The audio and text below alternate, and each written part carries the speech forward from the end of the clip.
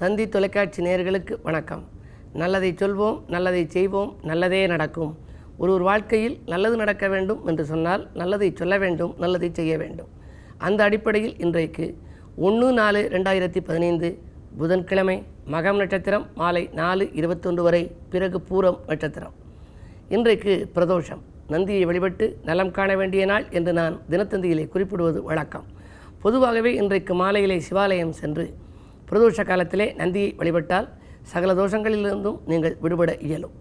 இன்றைக்கு ஏப்ரல் 1 தேதி, முட்டாள்கள் தினம் என்று சொல்வார்கள். ஆனால் இன்றைக்கு புதுக்கணக்கு தொடங்குகின்ற நாளாக ஒரு சிலர் கருதுகின்றார்கள். ஒரு சிலர் ஏப்ரல் 1 தேதியே புதுக்கணக்கு போட்டு விடுவார்கள்.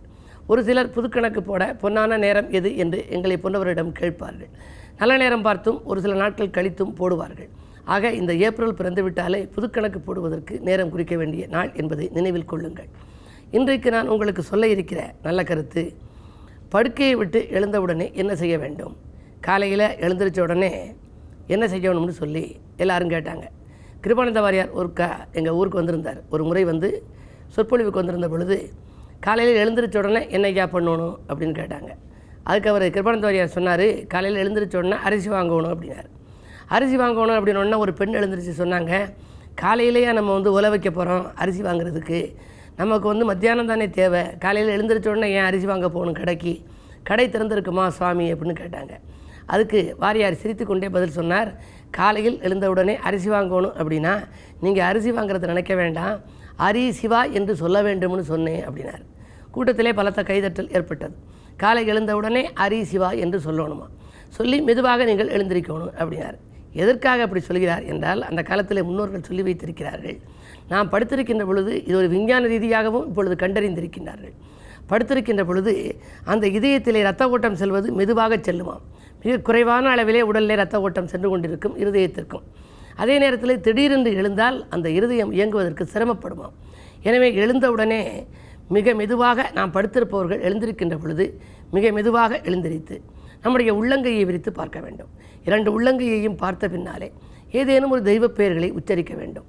இந்த பொழுது இனிய பொழுதாக மாற வேண்டும் என்று சொல்லிக்கொண்டு மெதுவாக எழுந்திருக்க வேண்டும் என்று சொல்லி வைத்திருக்கின்றார்கள். இதில் ஒரு தத்துவம் இருக்கிறது. 2 கைகளையும் விரித்து பார்த்து நாம் அதில் என்ன நன்மை கிடைக்கும் என்பதையும் ஆன்மீக ரீதியாகவும் சொல்லி இருக்கிறார்கள். உள்ளங்கையிலே மேலே இலக்குமி வாசம் செய்வதாகவும், நடுவிலே சரஸ்வதி இருப்பதாகவும், கீழே கௌரி இருப்பதாகவும் சொல்கின்றார்கள். அந்த 3 தெய்வங்களையும் நாம் காலையிலே கண் விழித்தவுடன் நாம் நினைத்து கொள்ள வேண்டும். பிறகு நம்முடைய இஷ்ட தெய்வத்தின் பெயர்களை உச்சரிக்க வேண்டும்.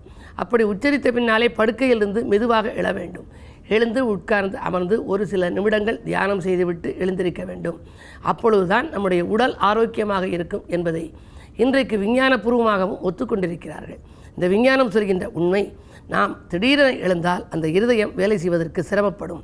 நிதானமாக எழுந்தால்தான் இரத்த ஓட்டம் சீராக அமையும் என்று சொல்கிறது.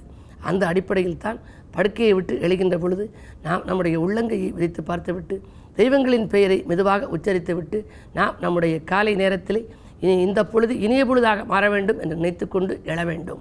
அப்படி செய்தால் நம்முடைய உடலும் ஆரோக்கியமாக இருக்கும். அன்றாடம் நடக்கின்ற நல்ல நிகழ்வுகளும் நல்ல விதமாக நடைபெறும் என்ற கருத்தை தெரிவித்து இனி இன்றைய ராசி பலன்களை இப்பொழுது உங்களுக்கு வழங்கப் போகின்றேன். மேசராசி நேயர்களே, பற்றாக்குறை மாறி பணவரவு கூடுகின்ற நாள் இந்த நாள். பணம் வேகமாக கரைகிறதே என்று நீங்கள் கவலைப்பட்டாலும் கூட பண தேவைகள் உங்களுக்கு உடனுக்குடன் பூர்த்தியாகும். இல்லம் கட்டி குடியேற வேண்டும் அல்லது சொத்துக்கள் வாங்க வேண்டும் என்று ஆசைப்பட்டவர்கள் அது கைகூடுகின்ற விதத்திலே இந்த ஒரு நல்ல சம்பவம் நடைபெறப் போகின்றது. புதியவர்கள் அறிமுகமாவார்கள். பொறுப்புகள் உங்களுக்கு வந்து சேரும். ரிஷபராசி நேயர்களே, வேற்று மனிதர்களின் ஒத்துழைப்பால் கூட்டு முயற்சிகளிலே வெற்றி கிடைக்கின்ற நாள். விடிகாலையிலேயே உங்களுக்கு ஒரு நல்ல தகவல் வந்து சேரப்போகின்றது. ஆரோக்கியம் சீராகி ஆனந்தப்படுத்தும். அடுத்தவன் நலன்கருதி எடுத்த முயற்சிகளிலே ஆதாயம் கிடைக்கும். இடமாற்ற சிந்தனைகள் மேலோங்கும். தொழில் வளர்ச்சி சீராகவே இருக்கும். மிதுனராசி நேயர்களே, ஆடம்பர செலவுகள் அதிகரிக்கும் நாள். அயல்நாட்டிலிருந்து வருகின்ற தொடர்பு ஆச்சரியப்பட வைக்கும். அதுவும் குறிப்பாக காலை நேரத்திலே உங்களுக்கு கலகலப்பான தகவல் ஒன்று வந்து சேரப்போகின்றது. குடும்பத்தில் மகிழ்ச்சி கூடும். கொடுக்கல் வாங்கல்கள் ஒழுங்காகும்.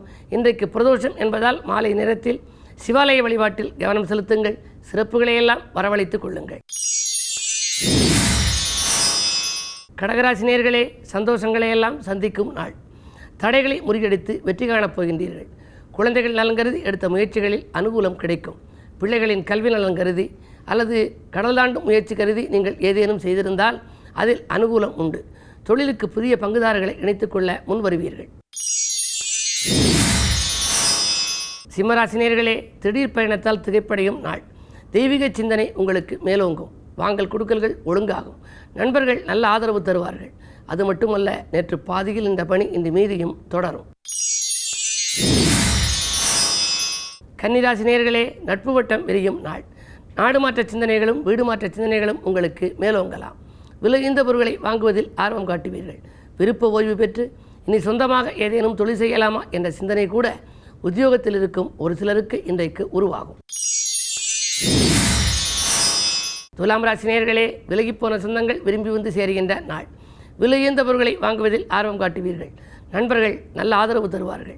அது மட்டுமல்ல, ஆரோக்கியம் சீராகி ஆனந்தப்படுத்தும். அடுத்தவர்களுக்காக ஒரு சிறிது அலைச்சலை மேற்கொண்டாலும் அதற்கேற்ற விதத்தில் ஆதாயம் உண்டு. விருச்சிக ராசி நேயர்களே, தொழிலுக்காக எடுத்த முயற்சி வெற்றி பெறும் நாள். தொகை வரவு திருப்திகரமாக இருக்கும். இன்றைக்கு புதிய பங்குதாரர்கள் வந்திணைந்து தொழிலை உங்களுக்கு வளப்படுத்தப் போகின்றார்கள். அஞ்சல் வழியில் அனுகூல தகவல் உண்டு. விஐபிக்கள் வீடு தேடி வருவர். விரும்பியபடியே விரும்பிய காரியத்தை நீங்கள் செய்து முடிப்பீர்கள். பிரதோஷம் என்பதால் இன்றைக்கு நந்தி வழிபாட்டில் கவனம் செலுத்துங்கள். நந்தியை வழிபட்டால் நீங்கள் சிந்தித்த காரியங்களிலெல்லாம் சிறப்பாக வெற்றி கிடைக்கும். தனுசு ராசி நேயர்களே, அஷ்டமத்தில் குரு ஆதிக்கம் செலுத்துகின்ற நாள். எனவே வறட்சி மாறி வளர்ச்சி கூடும் என்று கூட சொல்லலாம். எட்டிலே குரு சஞ்சரித்தாலும் கூட அது வக்ர இயக்கத்தில் இருப்பதால் ஒரு சில நல்ல பலன்கள் உங்களுக்கு வந்து சேரும். பல நாட்களாக நடைபெறாத ஒரு சில காரியங்கள் இப்பொழுது நடைபெறுவதற்கான அறிகுறிகள் தோன்றும். நண்பர்கள் உங்களுக்கு நல் ஆதரவு தருவர். அரசியல்வாதிகளும் உங்களுக்கு அனுகூலமாக நடந்து கொள்வார்கள். மாலை நேரத்தில் சிறு விரயம் உண்டு. மகர ராசி நேயர்களே, உங்களுக்கு சந்திராஷ்டமம். எதை செய்தாலும் நீங்கள் யோசித்து செய்ய வேண்டும். நம்பிக்கைக்குரியவர்கள் கடைசி நேரத்தில் கையை விரிக்கலாம். பயணங்களை மாற்றி அமைத்துக் கொள்ளப் போகின்றீர்கள்.